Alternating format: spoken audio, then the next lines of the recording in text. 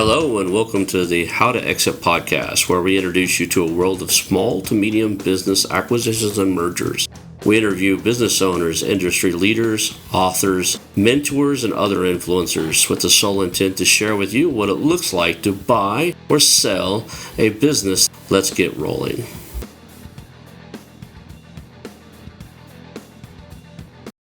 And now a moment for our sponsors. I want to highly recommend you get Acquisition Aficionado magazine. Every month, Acquisition Aficionado magazine brings you tactics for business buying and selling you won't find anywhere else. Learn firsthand from industry leaders who share their success stories, featuring in-depth interviews and stories from leading figures in the business acquisition industry. This multi-platform mobile magazine speaks to acquisition entrepreneurs wherever they are in the journey. And I want you to visit acquisitionaficionado.com today. Hello and welcome to the How to Exit podcast. Today I'm here with Isaac. If I get your first name right, I was practicing your last name and I just messed up your first name. I'm here with Issac Qureshi, and he is the founder and owner of Bauer, an M&A firm specialized in e-commerce. And today we're going to talk about everything mergers and acquisitions. We're going to pick your brain and learn from you today. So thank you for being here. No problem. My pleasure. Thank you for having me on the show.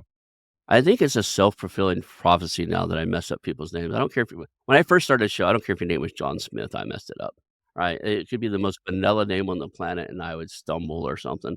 And I've done 250 shows now. I don't have the nerves aren't there anymore. I don't know why I do it. But thank you for being here. And let's just get going with your origin story, man. Tell us, how did you end up in mergers and acquisitions, and how do you end up where you're at now? Good question. So yeah, my mergers and acquisition journey started very, very early in my career, to be fair. I was very, very fortunate. I had an amazing mentor. So my background really, I started at Royal Bank Scotland Group out of Scotland. Not that I'm Scottish, but I was born in Manchester. But I joined the group early on in my early 20s. I was part of the M&A team over there. But my Nirvana moment came just before I just joined the board. I was the youngest board member of Royal Bank Scotland Group. I had an amazing mentor. I joined the board at the age of 29, and my first big merger and acquisition was the purchase of Natwest Bank out of London.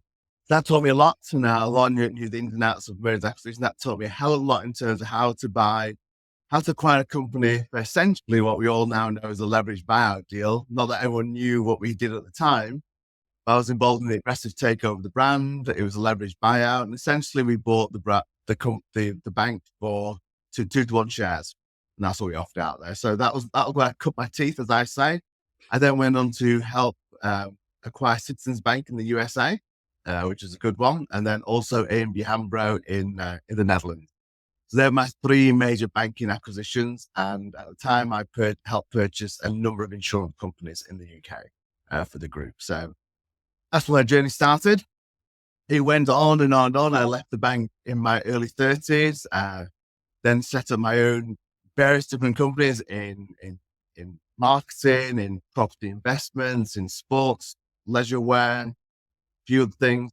And I then went into the IPO world. So I set up those companies and I IPO'd 3 of my own companies and as an advisor for another 4 during my early 30s.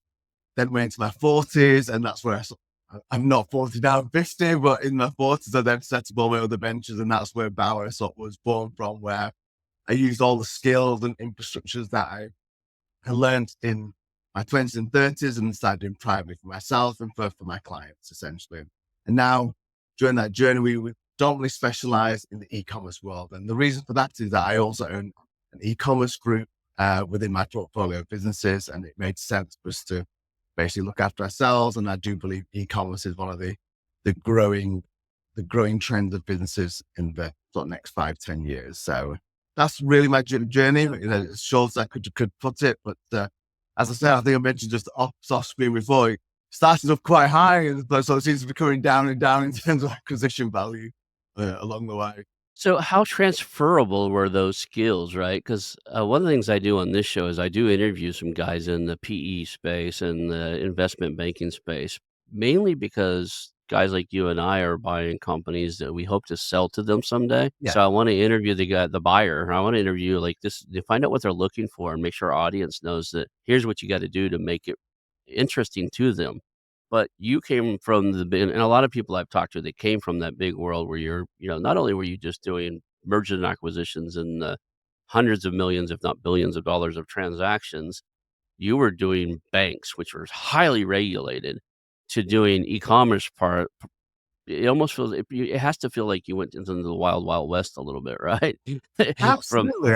But it's a really good question though, but you're right. But those skills are super, super transferable because what you're looking for, I know it sounds really odd, but what you're looking for when you're acquiring a bank, although different if you look at it, say, an e-commerce business, in essence, they're the same thing, the same due diligence you're looking for. It's just the level and depth of the paperwork that you're looking at the end of the day. So you still transferable. And what I sort of tell a lot of my clients, you still have to look at those bits. So whether it's bank account, okay, e-commerce be different. And Shopify, you still need to look at the legal aspects. There might be less of it, but it's still the same sort of thing at the end of the day.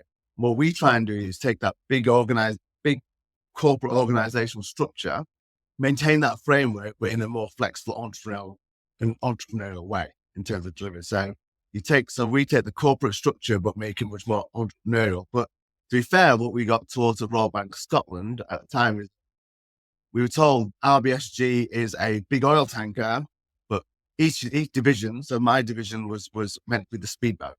So each division had to operate as a speedboat within the oil tanker regime. So instead of taking us hours and days to turn around the corner, we could just move fast.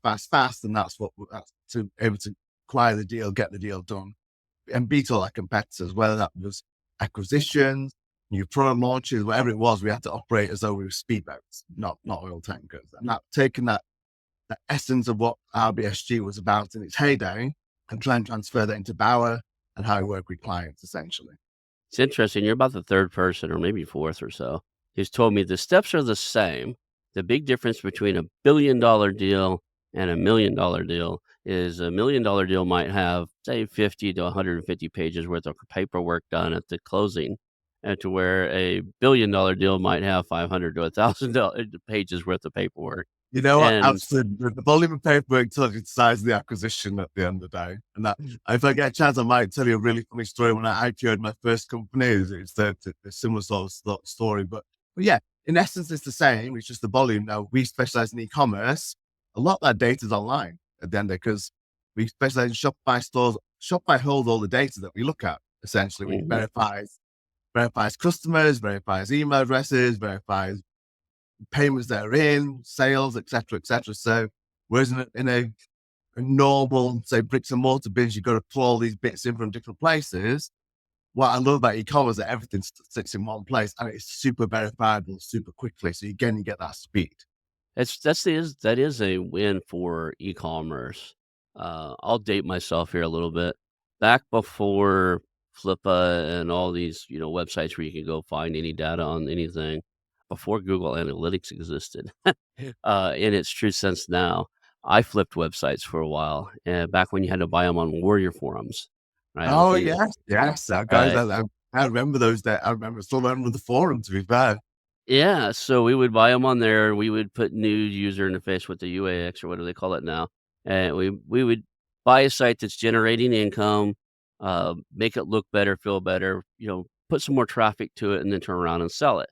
And we usually would double or triple our money, but people got so good at spoofing the data that I got ripped off pretty bad by one of them. It was only 30 or 40,000, like Yeah. 37,000 something. It was in the 30s, and I try not to remember it. It was painful. But the day I got the website, within 24 hours of getting everything in my control, the traffic just stopped. And apparently, they had one of those private networks where they had a bunch of domains and stuff, and the link farm where they had all their own. Oh, They sold me one of their sites, and then they rerouted all their links from all those other sites that they had. They were sending the traffic over to one of their other properties.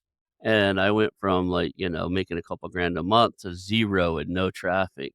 So I got out of the space for a while because it was just too easy to spoof. Now, with all the cool analytics and third party, nobody's doing it in house anymore. It's not your analytics software. I remember when you'd had to install your own analytics on top of Apache to get your thing, and we had cool tools like, I don't know if I haven't seen it in years, but like click path analysis tools where we could see what path people took to get a certain Yeah, product. We could move products around on the websites and stuff.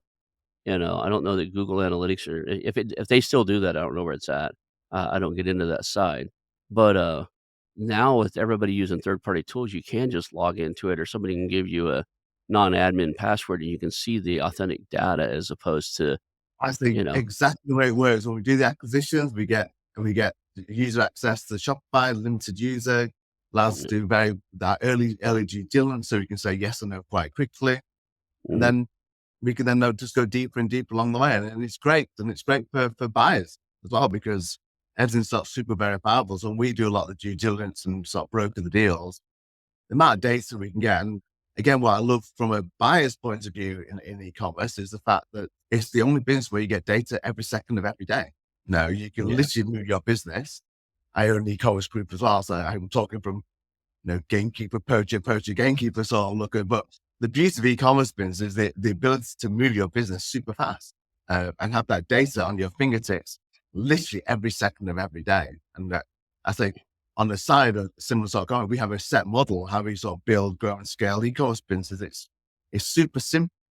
It's super simple to look at, because you can move different variables and different levers quite quickly and be able to see, yes, I did this, it resulted in this. Do I carry on? Yes. Or do I not carry on? No, and I can change it again. Whereas a traditional business, it literally can take you a whole year to get that data. Oh, yeah, months, if not a full year. Like, I changed my signage. How did that impact anything? Yeah. It's not like you've got the volume of traffic and the volume of analytics to detect, how well things work.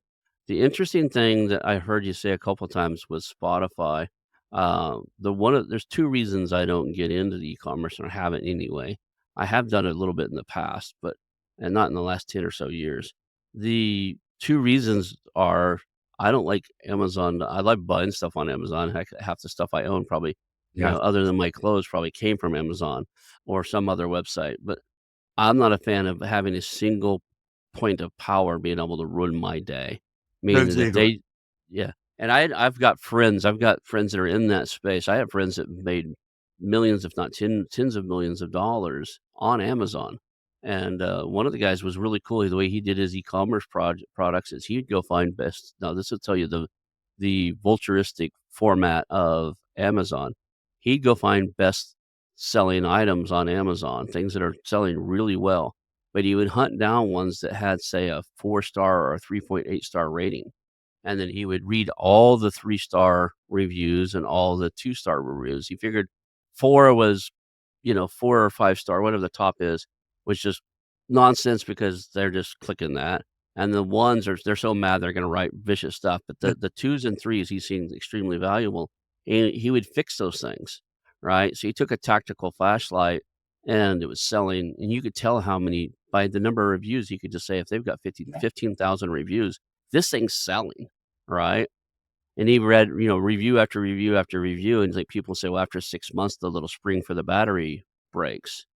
Well, he'd find somebody in China to manufacture it, and he was an Yeah. electronics guy by previous trade. He says, "Hey, I want you to make this device, or I think you already make this one. I want to order an entire shipping container of this, but instead of doing what you're doing with the spring, use this solder and apply this much to it, And he would give them the specs of what they needed to use to Wow. fix it, and he would order it. Now when he puts his on Amazon, because they're so similar, it pits you side by side with them. And within a few, weeks or so, he's getting 4 and 5-star reviews. He's getting perfect reviews because he's fixed all the stuff they broke. Yes. And he even in his description, this is the new improved tactical flashlight, Yeah. right? And but he would do that to all kinds of products and make killings.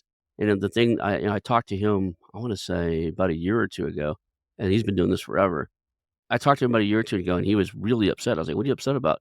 He goes, "They just did another one of my products." I said, "What are you talking about?" It's like Amazon had been contacting him and said they're gonna do an Amazon version of his product, and, like, he had a couple where they bought it from, well, they offered to buy his business and his product because they were gonna make a generic Amazon brand version of it. And he says, I either have to That's, take it that's or I the, get pushed out of the space because yeah, Amazon is Amazon. That's exactly their business model. It's people get, I suppose people, they're quite astounded that that's the yeah, Amazon model. But well, you go look at Amazon bestseller, yeah. look who makes it, it's Amazon. Yeah, we in terms of when we do our acquisition work and our clients, we tell everyone to steer away from Amazon. It's not a space that we work in at all. We only work in Shopify. And the only reason, literally, as you absolutely nailed in the conversation, you own your own data. So you own the people, you own the data, you know the person, you own the email address, you own the address, you own the credit card, everything. It means you can, which is part of the, again, also how you build your brand and build your business. Obviously, you can do your own email marketing, do the affiliate marketing.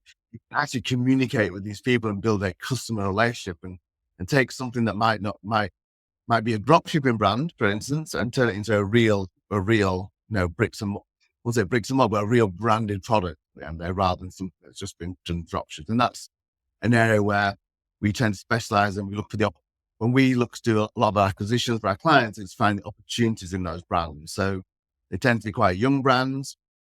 You can acquire them. Again, we have a very, very set acquisition model, that brings a total value. And having those measures and measurements in place allows us to acquire the brands very quickly, easily, and to be honest, relatively cheaply. And then it allows them the owner to come on board and build and grow and scale it, as we say. And then at some point, they can either roll them all up, or they can just sell them on at the end of the day, somewhere along the line. For high valuation multiple. Do you guys use third-party fulfillment centers? Do you actually how do you handle the logistics side of these businesses? In terms when we did acquisitions, a lot of the acquisitions, particularly e-commerce, historic. They started as drop shipping. So drop shipping Mhm. straight from warehouse in China predominantly, and they go straight to consumer. So D2C completely. So, and that's the opportunity we see. So therefore, you have obviously less cost of warehousing, and you start to know you can start. But we then do move into what we call hybrid models. We never really move away from what we call hybrids. So it'll be a combination of drop shipping and 3PL, no, in terms Mhm. of fulfillment. So depending on the brand and how you build your brand values, is that we might take a small number of items and constantly ship them, say, to the USA and store them in the USA. But because of the beauty of logistics these days, it's still just in time. So it allows you not to have to spend a lot of money on inventory, but you can ship just enough all the time to know you can keep fulfilling your orders. And as you build your brand and you get more and more orders and make more and more profit, you can start to increase that amount as it goes along. But we never move away from what we call a hybrid. When you do the acquisition, in terms of when we look at the brand and we look at the acquisition model, we make sure there's a lot of value in there. So by that, I mean, we can see the multiple is so again, just to give you an example. So the multiples that we look at in terms of e-commerce, probably less than 2 all the time. This part of our acquisition model is always, in terms of to add value to our clients, is that we try and ensure that we can see the value in the product, the scalability in the product that allows our clients to get their investment cash back out within 18 to 24 months. In fact, in 18 months is our target. So say our clients buy a brand for a couple $100,000, we know when we do the acquisition, because we also do a lot of forecasting, et cetera, as part of the M&A work, that the client can basically get that $200,000 back within 18 months. So we can see the opportunity in the brand by building it, growing and scaling it, that allows our clients to get that cash back. And again, going back to what we said before, there's very, very, very few businesses that you can buy that allow you the opportunity to make sure you say within 18 months, you're back to zero. And then everything is now pure profit. In a traditional business, because of multiples and the variables and not be able to monitor, you just can't achieve that one. So that forms very much part of our acquisition model to ensure that we create utmost value, but also return your investment very, very, very quickly. The other one I'm interested in the e-commerce space is I'm a big fan of recurring revenue. I own a bunch of real estate. I prefer models where you work and deliver a service and get paid over and over again. How many of these e-commerce brands are either consumables or something to where once you land a customer, you've got a customer for a while. They're going to do subsequent orders. Again, that's a really important part of one. That don't get it wrong, not all of them are consumers that you can recurring revenues all the time. So, but there are some within the portfolio we own. There's like toothbrushes, there's detox drinks, there's health vitamins, etc., which are all on subscription models along the way. Because some aren't, and we have a dog harness brand. So, Mm-hmm. but the way you sort of build and grow in terms of mergers and acquisitions, what you look for is be able to use a customer base. So do we feel the customer base is strong enough to support multiple products? So you might have a dog harness brand, but then can you sell dog toys? Not like we have a subscription. Every month you might get a new dog toy. It might be dog food. It might be a bit more complicated, but there's things that can you take the value and part, when you look at M&A work and when you look to acquire a brand, you look at the lifetime value of the customer. Can we take that customer and make them buy something else? I always use the term widgets. They buy one widget, can we sell them another widget? And then can we sell a widget every month that might be where they want something all the time? And so we're not always overly possessive about what the brand is. Is there a widget they can sell once? Can we sell them multiple widgets? And is there a widget in the portfolio that we can sell them again and again? I do love what I like to refer to as unrational passion niches, meaning that like golf, bass Yeah. fishing, pets, like people don't need any rationale whatsoever to buy another gift for their dog, right? Which And is it just or a better swing on their golf club, right? which is really funny because we own a golf brand, we own a pets brand, we own a paddle brand. Just those very reasons, the purchasing habit is irrational. I love what I do. I love my pet more than my children. I love golf more than anything else, or I love playing paddle more than I love going to my job. So I'm just going to spend money on it at the end of the day. And you do get those type of brands, but again, you have to unravel the widget, as I say. So you have to understand the customer psychology. So there's the psychological element in M&A, which I think a lot of people don't cover on. You got to understand the buyer persona, and these have got multiple personas within the net. It's all the work that we do in terms of M&As. And I don't mean just for e-commerce. Any brand that you go and buy any business, you have to understand who your customer is, who they are, and what can you do with that customer to squeeze the extra, as we call it in e-commerce, average order value. What can you squeeze out of them? Is it good old fashioned? Again, coming from a banking background, but also from a marketing background as well. It's that order chain. We used to call it single order below average order value, single order above average order value, multi-order below average order value, multi-order above average order value. Then they become a recurring customer. You have to take it to that customer ladder. No matter what business you're in, anything that you buy, can you take a customer through a ladder? What we used to call ladder of prosperity. The more you can take them up the ladder, the more prosperity you will have as a business. It's interesting. I'm puzzled by this whole world of e-commerce where you're selling $15 toothbrushes, because I didn't think about the higher end side of it. There's got to be that for everything, right? You say $15 toothbrushes, like what do you do? 24 karat it, right? And it's like no, it's a different technology. It's like what's the technology different from regular toothbrush? And then oh, Yes. it's got nano bristles. Like how often can you find a product and you look at it and go, if they describe that better, you could represent that and make it a $15. You make a $5 toothbrush a $15 per toothbrush. They're not describing that correctly. They're not positioned right. Yeah, you can put it in most products. And when I say you can in most products, I think it's not particularly the product. It goes down to psychological storytelling. It's been able to use words in description when you do the videos, or when you've got people doing testimonials, or when you write the copy. Is to make it into a story that allows people to, as you say, buy into the product, understand the product well. But also, I mean, you've done marketing, so you know exactly how this works. It's to releasing those hormones in your body without you realizing it. So certain words, certain stories will trigger cortisone, endorphins, different chemicals, depending on what you want people to feel. You can release that through the words or through the story or through both visuals and audio.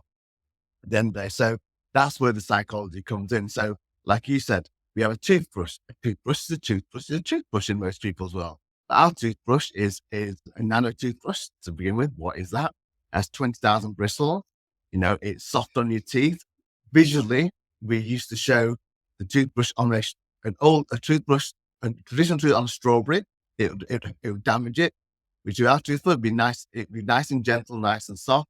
Then we have then dental people that say, "Oh, what an amazing toothbrush." We go through that storytelling journey when people look at it, that they buy into something. They think it becomes much more of a lifestyle choice, not a commodity choice. And if you can create a product and I'll be very honest with you, this is a drop shipping product that we rebrand, we call it branded drop shipping model. So we bought the brand, 2.5 years ago. We then built it into a brand that's now called Brevi. It has our own packaging, but it's still drop shipped out of China. We got involved in the manufacturing now. So we're just about to launch an electric version of the whole thing, which is actually our own. We designed with the manufacturer. But we took something that was just a basic product and turned it into a story, turned it into a brand, turned it into something people want to buy into, turned people to want to subscribe into. It became part of their life. And the more you can take when you look at M&A and when you're looking to acquire a company, what can you do when you look at the acquisition? Yes, you've got the normal things like due diligence, look at the financials, they're making a profit, ROI, return on investment. But what can you do when you buy that, take it onto the next level? And we have a model that we call it, in the M&A side, and also we call it the 4-tweak model. So when we evaluate something, we want to see how much money we can, for any client, how can we make that more profitable? And I'll use an e-commerce example. This can go any sort of type of business. We look at 4 key variables. So can we increase traffic? Okay, number of customers, 10%. Can we increase conversion? Okay, number of people. So traffic is visitors into your store. It could be clients, whatever it might be. Can we increase that by 10%? Can we increase sales by 10%? So orders, so customers. Can we increase our average order by 10% at the end of the day? Then can we reduce our cost base by 10%? So they're the 4 tweaks. If we can achieve those in any business, we automatically add 46% profit to the bottom line. And that's why I love e-commerce, because as I said earlier, it's one of the few, if not the only business, but definitely one of the few businesses in the world where I can literally just log in and see those variables every minute, every day, of every second. And that's why we specialize now in the M&A side, because when we do our forecast and our model, our due diligence, we say, can we overlay that 4-tweak model? Do we believe there's an opportunity to increase that by 10%, this by 10%, that by 10%, reduce, and over what period of time? And that's how we can make sure our clients get their money back within 18 months, because we know we can tweak those variables over a period of time. Or within our model, it fits our model and make sure they say, okay, there's no guarantees in life. Here you go. Here's a forecast. Here's a model. Here's a due diligence that says you've probably got a good 70% to 80% chance of getting all your money back in 18 months. And if you don't, you probably get it back in 2 years. And I challenge anyone to go and find any other business where you can actually get your money back within 18 months, and then everything is pure profit at that point. Mostly, you're looking for 4, 5, 6, 7 years before you're starting to break even again, i.e. get your acquisition costs back. So I know Bauer actually helps you have your own portfolio and you help people do the acquisition. Do you help people fine tune those things? Do you walk people through and go, hey, look at these 4 areas. Let's do, I mean, how long did you stick with clients in the e-commerce space? Do you partner with them throughout, or? So we have a dual model. So what we specialize in particularly now is that we go and find the best e-commerce businesses that we know fit that model, i.e. the right valuation, the right multiple. We can see that we've done all the pre-due diligence already on there, with the view that we know it works, it's a great brand, it can grow, etc. So we do a lot of that work. Then we then match that with people in the space looking to buy e-commerce businesses. So we do handhold them the whole way. Equally, we have people who come to us. Some e-commerce brands or other businesses come to us and say, listen, how can we develop and grow this business? And we just take that 4-tweak model and just overlay that business and say, listen, these are the 4 key areas. Let's now focus. What we need to do is departmentalize your business, because most businesses are actually quite going back to my analogy of oil tanker and speedboat when I was at Royal Bank Scotland. we want to turn these businesses into little speedboat departments. So marketing, customer service, supply chain, make them into subdivide divisions within your organization, but with the autonomy to go and hit their goals at the end. I think that's the secret, the autonomy. When I learned my trade at Royal Bank of Scotland, yes, we were a huge organization, however, I had the autonomy to go and acquire the businesses the way I wanted to acquire them. I just had a target in place. So as long as I met that target and did it in the right way, the board, which I was a part of, weren't bothered how we got there. And that's what allowed us to, when I joined the Royal Bank of Scotland, we were number 18 in Europe. So we weren't even on the radar. We were what we call a parochial Scottish bank that basically no one had heard of. By the time I left, we were number 4 in Europe, number 3 in Europe, and number 2 in the UK. It was just incredible. And that's down to the senior team and led by Fred Goodwin, if I'm being fair. Just the ability to be an oil tanker, but with divisions that are speedboats. And that's what we try and say to business owners, that most businesses are solo. You got to create those teams, your senior team, make it into different divisions, let those divisions hit their target. And that's what I call you have a business. That's a business you can then go and sell for 3, 4, 5, 6 times the multiple. Because most of the business we look at, if I take the owner out, I have no business.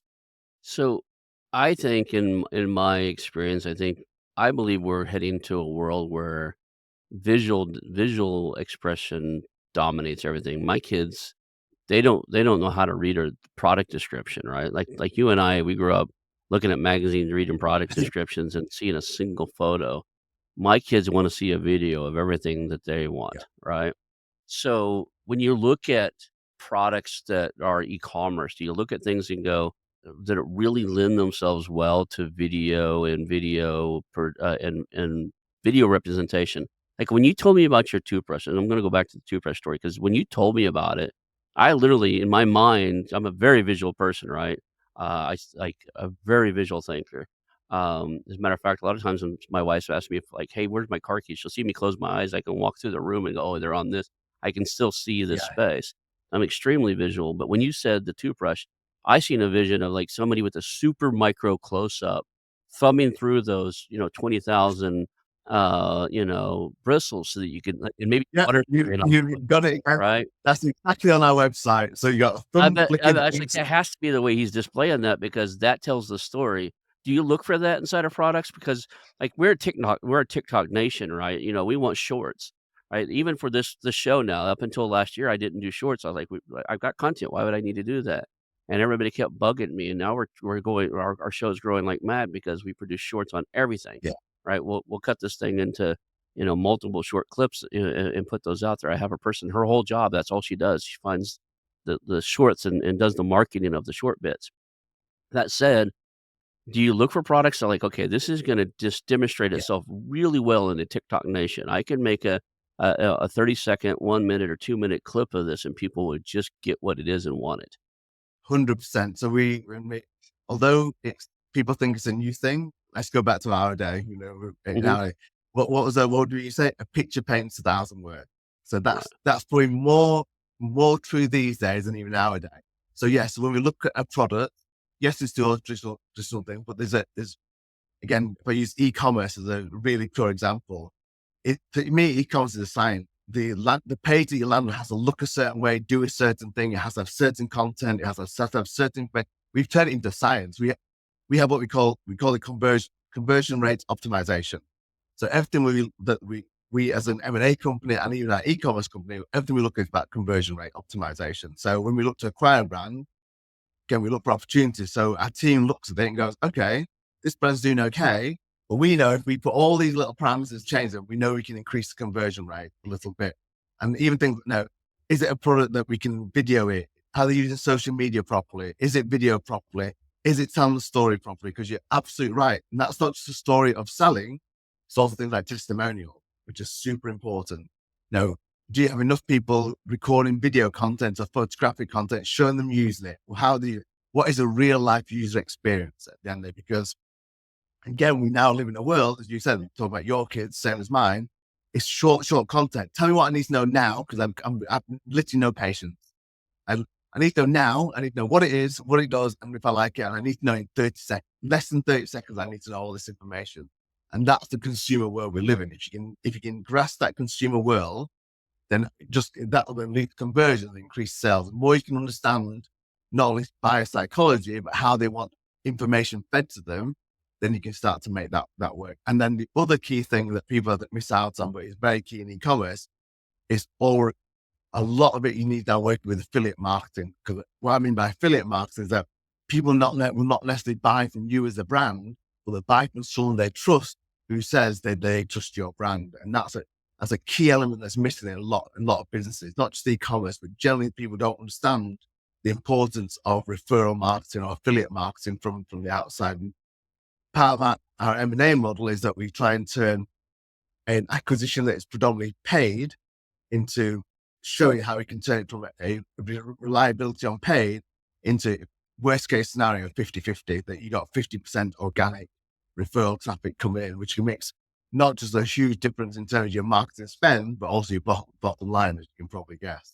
You ever do things like, not necessarily full-blown surveys, but the very simple, questions to your customer base for e-commerce saying, "Hey, we're always on the lookout for new products and stuff. What are we not carrying right now that you'd love to have?" Yeah. Right? In e-commerce, there's an even better way of doing that one. Which, again, little secret for everyone in e-commerce, but they probably don't use it. The top right hand corner uses like a search bar in there. Mhm. Search bar is there for absolutely not their end. It's customer research. What are they typing in there? What are they looking for that we don't have? And so we review that on a month by month basis and keep track of, okay, that's come up too many times. And to give you a real example, what came up on the toothbrush brand was firstly a kid's toothbrush. We didn't used to sell kids' toothbrush and then a nano version. So we created one which was more kids orientated with like bunny rabbits. We had a pink and a blue one, and an orange one, etc., etc. So that came up one. Recently, what came up, which we now launched, is a tongue scraper, believe it or not. So people wanted a tongue scraper. So we started selling tongue scraper. Well, what we have done, and it's a pure exclusive for you here because we're about to launch it next year. We incorporated the tongue scraper in our new Brevy toothbrush. So we made it obviously reverse it much more like a proper tongue scraper, so you don't have to order when it comes part of your toothbrush. So again, we do surveys to find out more information and but that's much more for engagement with our customer base. So we make sure they're engaged. But your search bar at the top I don't think you realize what an important bit of real estate that is on your website. That has to be done properly to allow people to understand. Because they can search for something, then use that to see what, as long as you don't have enough traffic, you can start to see, well, what are people asking for? Because they're clearly trying to find it and we clearly don't have it. So what keeps coming up again and again? It's a great thing to look at, and especially if it's, the shops, like I take it Shopify shares that with you. So if Yes. somebody's on your Shopify store, you can see what they're searching for. Yeah. So it comes up like your search data. So it's all there. And that again, the beauty of owning your own real estate and Shopify means every bit of information belongs to you. That's really cool. The, we've done that before on some of the sites that we had back in the day, and, it was very manual back then. Looks like now you could actually have, kinda AI track it. You could actually tie something into that where, Yeah. the other thing you could probably figure out is, prod I bet there's third-party data aggregators out there that if you gave it a list of products you have, right, it would tell you other things that your customers would probably buy, Yeah. right? So Yeah. you could probably say, "Hey, I've got customers and, that buy our toothbrush, our tongue scraper, and then they buy our vitamins from us," right? And do you actually ever correlate the brands that you own underneath your hat and go, "Do I have customers that overlap in these products?" Yeah, we do actually, but funnily enough, so lots of brands that we own, we can be able to cross-fertilize the data as much as anything Yeah. to fit Facebook, which is also a good part of a sort of rolling strategy. So if you look into, so obviously we own a number of brands. So part of the acquisition strategy there is to make sure we have brands that can sort of, we can cross-fertilize sales with, openly and officially. Now, probably a good example of that one is that we own a dog leash brand. We own a dating guide. But one of the products of the dating guide is for couples with dogs. So we took the dates from one to the other and cross-sold. So we did the dating guide, do you want to buy a leash for your dogs? And we took the dog leash and said, listen, here's a couple's guide to If you love your dogs, what you can do as a couple with your dog, in terms of engaging your relationship. So yeah, so part of a wide acquisition strategies look for certain brands that you might put in your portfolio, whether it's e-commerce or not, that you can use the data. Because obviously data is king. You can use that data to cross-sell, upsell, do different work with, and do partnerships with as well at the end of the day.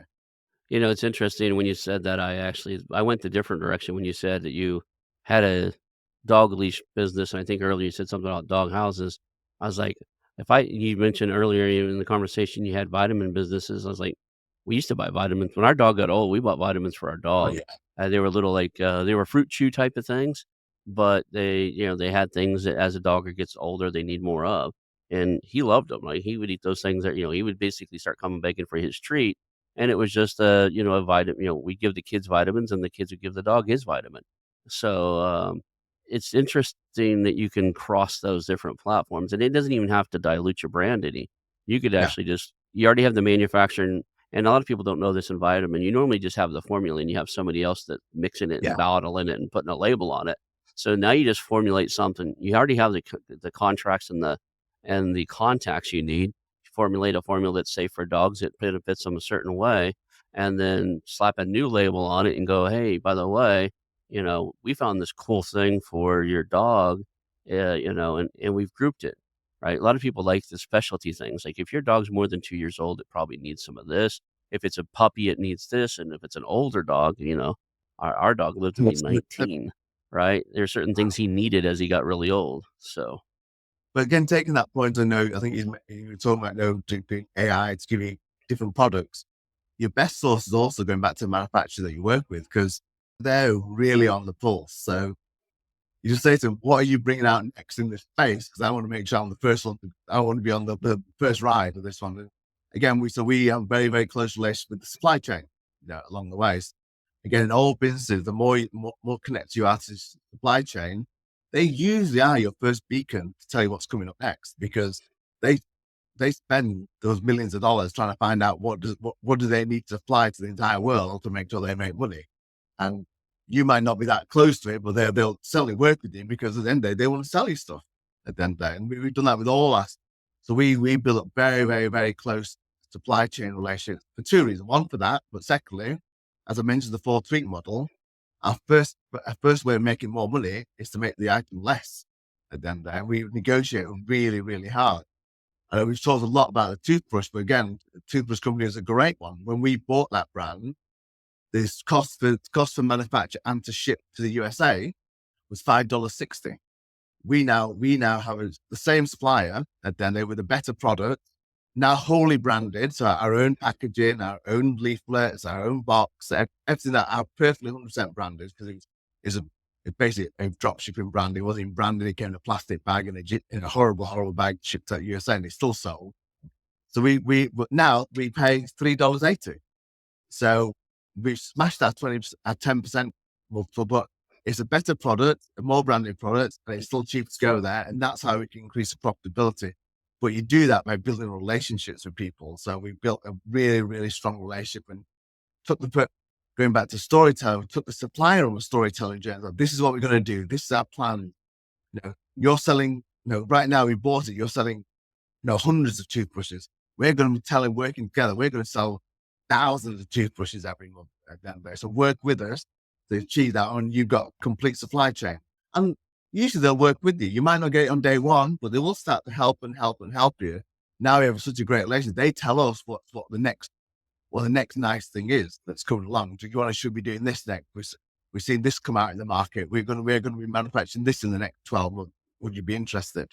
To such an extent, we now worked with that one manufacturer. Like I said, we've created the world's first electric nano toothbrush. So taking our traditional toothbrush, we'll put it into an electric version. And that is literally our own product. But we did that by yeah. working very closely with the manufacturer and say it needs to look this way, be this certain way.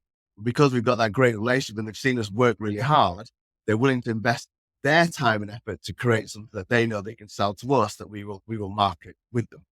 Now, before we get wrap this up, I've got one more area I'm curious about.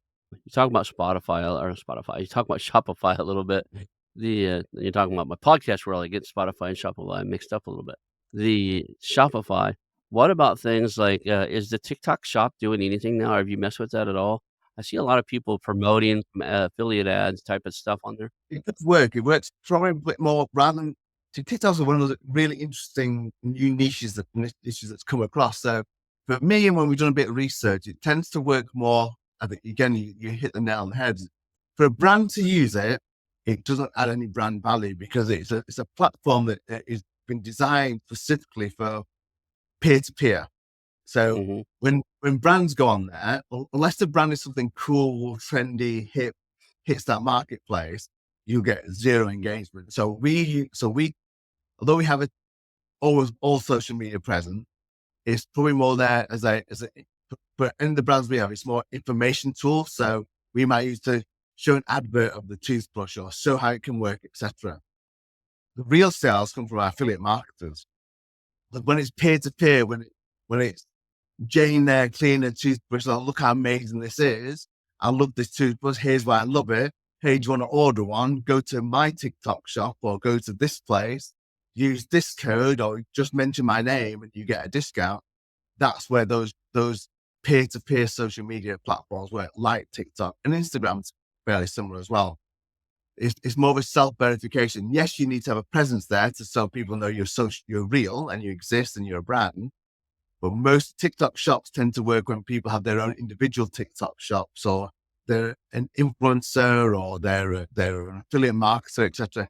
If that's where it tends to work a lot better, because people want to buy the content from people that they trust, they believe in, they have a relationship with, and they've got a peer to peer relationship with them. Do you ever try to ride any of the viral trends? Like, I guess recently one of the viral going back to your damn toothbrush, back to the viral trends. There was that purple toothpaste out there where it makes your teeth super white super fast. Like, I'd almost reach out and partner, like, send everybody that's doing all the influencers that send it, doing a purple toothpaste commercial, go, "Hey, have you tried one of our nano toothbrushes? Here's a Yeah, free one." that's literally how you pick up on the browser, because usually the virality is so quick. To get to market, you probably could do it, but it's quite hard. You're right. The best way to do is partner up with them and say, listen, you've done something in this space. We have something in the same space.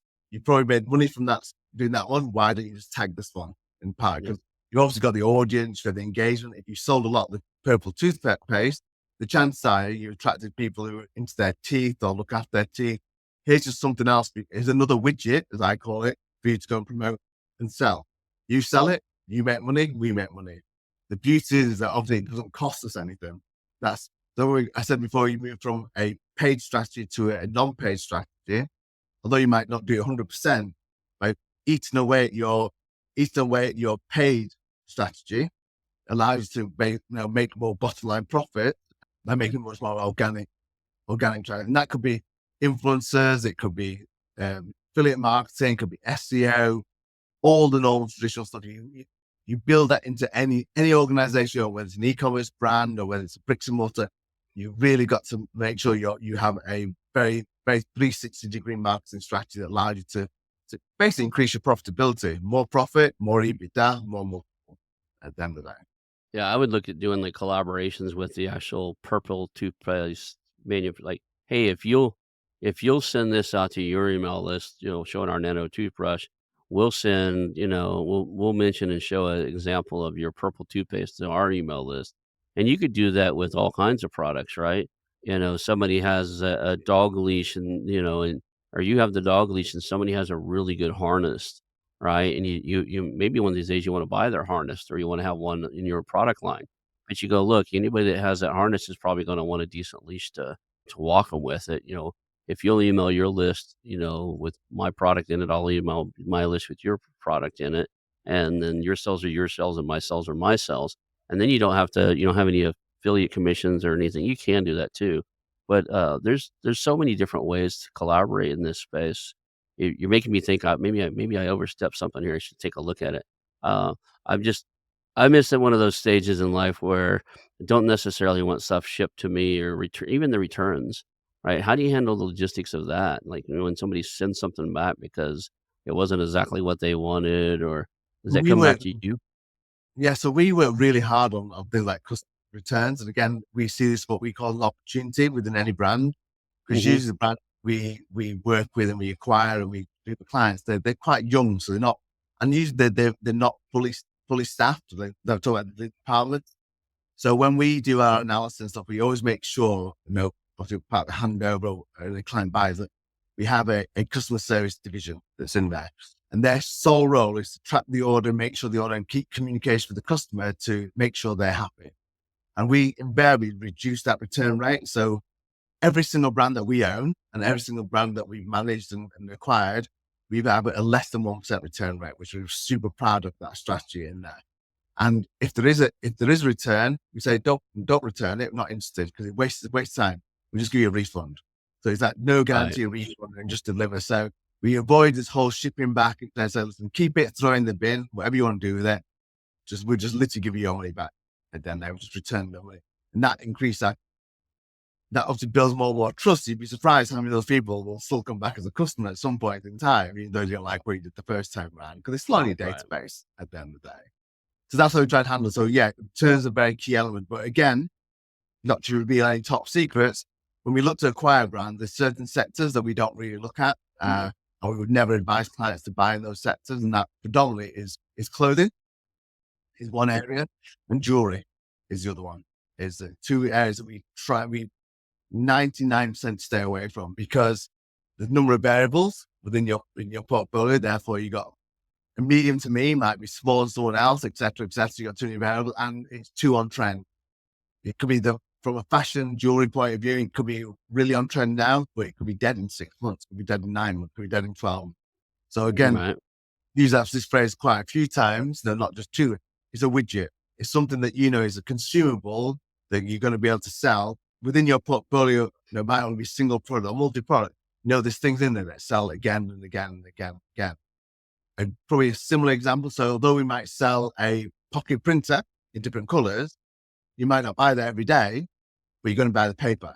So therefore, in the branding, we know we can keep selling the paper every single month. People keep using it, use it. There's this consumable element, the printer, that allows us to communicate to our customers on an ongoing basis. And that brand was really clever. It was white. We now use different colors. It's a seasonal product for birthdays, Black Friday, Xmas, etc. So again, we focus on seasonality, but we make sure there's consumables in there. People can order again and again and again and again all the time. Awesome. I like that. Well, it looks like we're running out of time. I hate to do this, but we're going to have to wrap this one up. Thank you for being here today. First of all, how do people reach out to you? What's the best way for people to connect with you if they want to buy an e-commerce site and they want your help? So best way to jump onto Bauer's website, which is Bauer.com. That's BOWARR.com. You can leave some information there. I'm on LinkedIn. So if you look for Issac Qureshi, which is spelled the right way. So I'll do it very quickly. ISSAC QURESHI. I'm probably sure I'm the only one on there. So again, reach out to me on LinkedIn. It's probably a really good thing to get there on the website. And obviously, I'm sure they can contact you as well, and you'll pass any information on from the audience. But yeah, anyone looking to do any acquisitions, e-commerce, then please, more than happy to help and give you some more feedback. It'd be a pleasure. And thank you very much for your time as well and having me on the show. I really do appreciate it. Well, awesome. Well, hang out for a few seconds and we'll call that a show. I want to announce our new channel partners, the ITX Marketplace. Since 1998, ITX has created $5 billion in value by selling more than 225 IT businesses in 20 countries. ITX works exclusively with IT-enabled businesses generating between $5 million and $30 million who are ready to be sold, and M&A decision makers who are ready to buy. For over 25 years, ITX has developed industry knowledge that helps determine whether a seller is a good fit for their buyers before making the match. ITX Mergers and Acquisition Marketplace we have partnered with has a proprietary database of 50,000 plus global buyers seeking IT service firms, managed service providers, Microsoft service providers, software as a service platforms, and channel partners with Microsoft, Oracle, ServiceNow, and the Salesforce space. If you have an IT-enabled business you're ready to sell, I want you to visit the itexchangenet.com/marketplace. How to exit. That link will be in the show notes. Visit them now.